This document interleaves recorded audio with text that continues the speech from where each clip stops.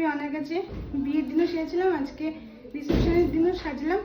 তো বিয়ের দিনের লুকটা তো তোমরা সবাই দেখিয়েছো, আর আজকে রিসেপশনের লুকটা আমার তো খুবই পছন্দ হয়েছে। তোমরা যারা যারা, আমি আবারও বলছি, সাজতে চাও তারা অবশ্যই করে স্পেশাল দিনে ওকে বুক করো। হ্যালো এভরিওয়ান, আমি তোমাদের প্রিয় মেকআপ আর্টিস্ট অনামিকা। আশা করি তোমরা সবাই খুব ভালো আছো, আর আমিও ভালো আছি। আজকে আমার দুটো রিয়েল রিসেপশন ব্রাইড ছিল। তো ফার্স্ট লোকেশন ছিল চাকদায়। তো ঢুকেই ফার্স্টে ফুল নিয়ে আমি একটু ঢং করছিলাম, কারণ আমি ফুল খুবই ভালোবাসি। তো আয়নার সামনে গিয়ে ভিডিও করা শুরু করে দিয়েছিলাম। তারপর ব্রাইডের ভাত কাপড়ের ফটোশ্যুট চলছিল, তো সেখানে গিয়ে আমি একটু ভিডিও করে নিলাম। হাই আদিতি, আজকে তো রিসেপশন, তো কিরকম কি লুক চাস ওর কাছে বল।